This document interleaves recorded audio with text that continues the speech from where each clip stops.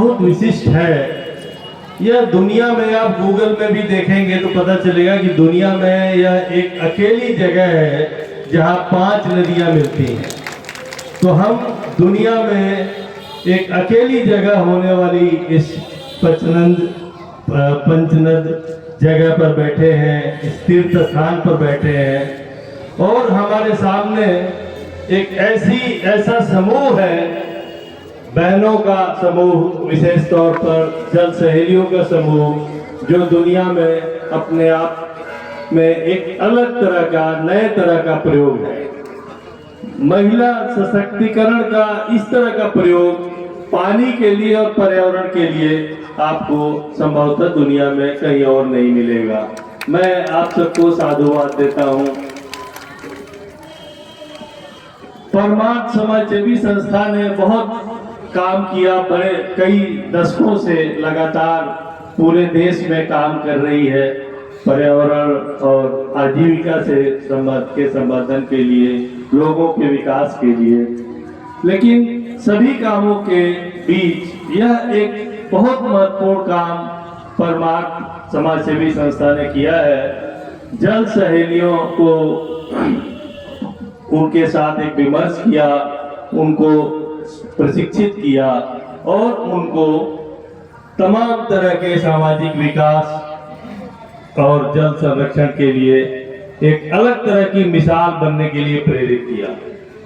मित्रों, हमारे पास, किसी के पास कुछ सामान है, कुछ सामान है, घर है और जगह है, धन है, इन सबके किसी के पास ज्यादा है, किसी के पास कम है, किसी के पास कोई चीज अधिक है, कोई चीज कम है। उनमें से जिसके पास कम है वो भी जी रहा है और जिसके पास अधिक है वो भी जी रहा है।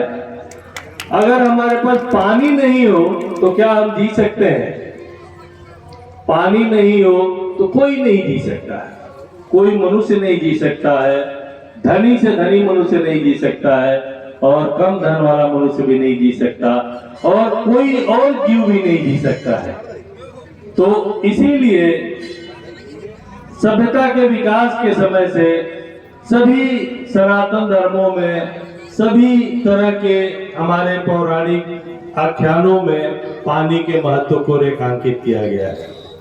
इसी तरह की दूसरी चीज है जिसके बिना हम जीवित नहीं रह सकते, वह है हवा, प्राणवायु। हम हवा के बिना भी जीवित नहीं सकते। हवा और पानी कम नहीं होना चाहिए, बाकी धन दौलत हमारे पास जितना भी कम हो जाए, जितना भी अधिक हो जाए। तो हवा कहाँ से आती है, हमें थोड़ा समझने की जरूरत है। हवा इन पेड़ों से आती है, जो पेड़ हमारे आसपास हैं। ये पेड़ हमारे हवा में से जो कार्बन डाइऑक्साइड और ऐसी चीजें हैं जो हमारे सांस लेने के लिए उपयोगी नहीं है, उनको सोख लेते हैं, उनको भोजन में बदल देते हैं। आप ये देखिए कितनी आश्चर्यजनक बात है कि ये सभी हरे जो पेड़ पौधे हैं, वो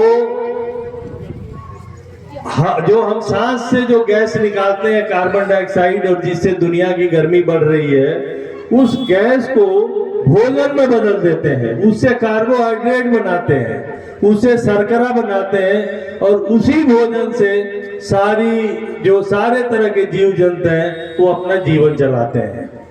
और इसी प्रक्रिया में वे पानी का भी इस्तेमाल करते हैं और प्राणवायु को विसर्जित करते हैं, प्राणवायु को निकालते हैं, जिससे हम सांस लेते हैं और हमारा जीवन चलता है। तो हमारे जीवन को चलाने के लिए जो चीजें आवश्यक हैं, उनमें एक पानी है और एक पेड़ है। और इसका हम बहुत सारे लोग जानते हैं कि ये जरूरी है, लेकिन उसमें क्या समस्या आ रही है, किस लिए हमें उनको संरक्षण करना चाहिए, किस लिए हमें उनको बचाना चाहिए, ये चीजें हम ठीक से नहीं जानते। इसको हमें विचार करने की जरूरत है। जब हम उसके पास जाते हैं, उनके साथ रहते हैं, तब हमें समझ में आता है कि क्या दिक्कत है। हमारा ये जत्था जाएगा तो जल सहेलियों का जत्था और इनके साथ सभी लोग जाएंगे तो देखेंगे कि हम क्यों इतनी नदी की चिंता कर रहे हैं, क्यों हम पानी की चिंता कर रहे हैं, हमारे नदियों के साथ क्या संकट है, हमारे पानी के साथ क्या संकट है, और तब हम देखेंगे कि संकट है और इस संकट को दूर करने के लिए तमाम सरकारों ने, आप देखेंगे तो बहुत वर्षों से बहुत तरह के प्रयास किए हैं, बहुत तरह की योजनाएं चलाई हैं, तब भी अगर ये संकट दूर नहीं हुए तो अब इस बात को समझने की जरूरत है कि ये सभी की भागीदारी से संकट दूर होंगे। हमें समस्या की जड़ को समझना पड़ेगा। भाई जी जलपुरुष जी कहते हैं कि बीमारी कोई और है और डॉक्टर किसी और का लगा रखा है, तो हमें ये समझना है कि बीमारी है क्या और इसके लिए किस तरह के डॉक्टर की जरूरत है, किस तरह के इलाज की जरूरत है, और वो हम करेंगे, सब लोग साझे रूप से मिलके करेंगे। यह तभी संभव है जब वो आ जाएं, हम देखें, हम नदियों के साथ विचरण करें, हम नदियों के आसपास जाएं और पूरे रास्ते में शामिल हों। तो इस मामले में यह ऐसे ऐतिहासिक जगह से, दुनिया की अनूठी जगह से यात्रा शुरू होकर और दिल्ली जैसे महानगर में जहाँ सबसे ज्यादा प्रदूषण जमुना में हो रहा है, जा रही है, यह अपने आप में एक बड़ी ऐतिहासिक यात्रा है। और इसके किनारे जो प्रस्ताव है वो वृक्षारोपण का भी प्रस्ताव है, जैविक खेती का प्रस्ताव है। तो ये जब संदेश लोगों के बीच जाएंगे तो उससे हमारी बहुत सी समस्याएं हल होगी, हमारे भोजन के विषाक्तता की समस्याएं हल होगी। और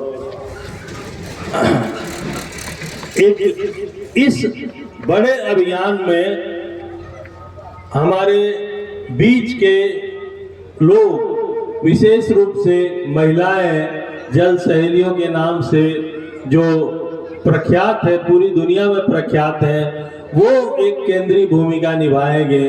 तो यह भी एक बात संदेश जाएगा कि महिलाएं और भारतीय महिलाएं दुनिया को एक नए तरह का संदेश दे सकती हैं।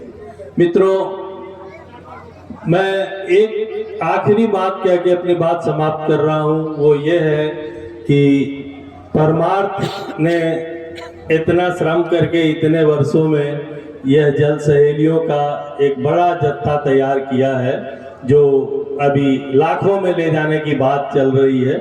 तो यह तो हो ही, इसके साथ साथ जल सखा भी तैयार करने चाहिए हमारे युवा मित्रों में से, और उनको भी पानी के काम के लिए, पेड़ के काम के लिए, पर्यावरण के काम के लिए, मनुष्य के भीतरी विकास के लिए, समाज के विकास के लिए, हमारे देश के और दुनिया के बाहरी विकास के लिए काम करने के लिए प्रेरित करना चाहिए।